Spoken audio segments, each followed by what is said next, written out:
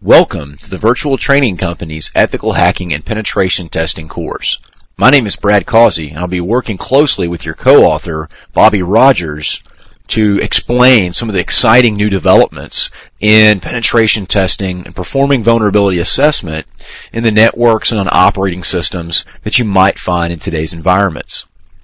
So that's going to be the basic topic throughout our course, which are basically going to take us from taking the security and the defense methodologies and kind of turning them in reverse so that we can use our attack skills to try to reverse engineer the defenses that we might usually find on a network.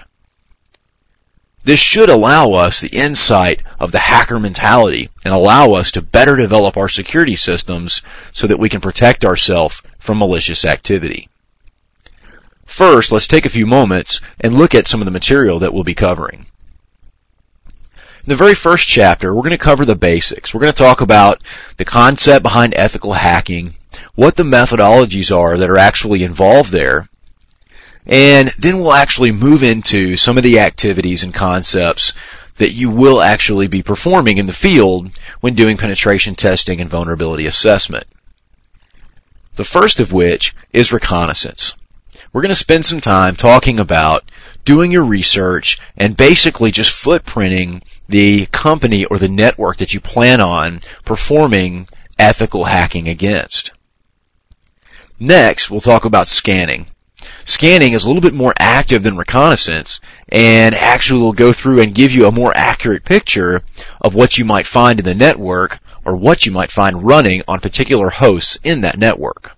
Next, we'll move on to service enumeration, which is going to give us even more detailed operating system information and application information about what we might find running on various computers in the network.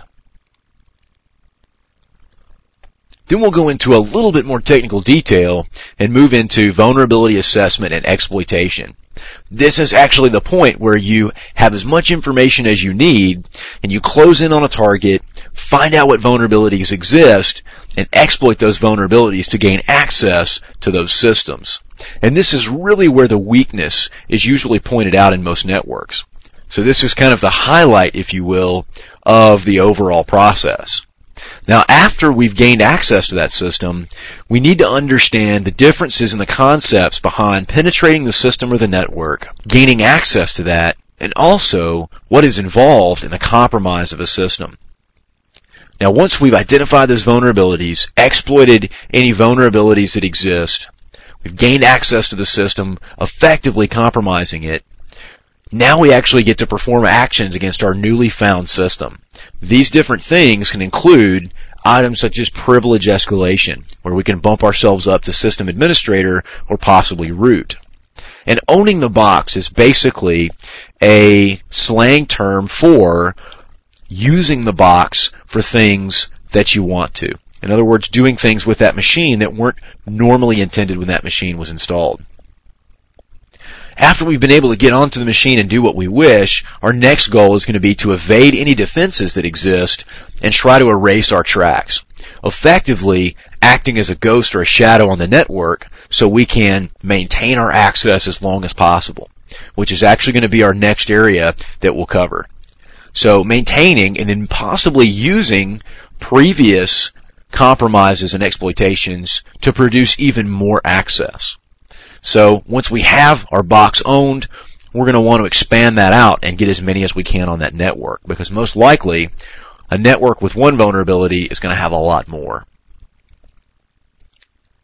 And in wrapping things up, we're going to go into a little bit of off-topic stuff, such as some special hacking topics, such as steganography and encryption, that will come into play and be a factor when you're performing these vulnerability assessments. We'll also cover some popular tools that you might use in your travels as an ethical hacker. We'll cover some of the outstanding exams that exist if you plan on getting certified. And finally, we'll discuss a little bit more about my background and Bobby's background. So this should give you a pretty good idea of what we plan on covering throughout our course. I hope you enjoy the course and look forward to working with you.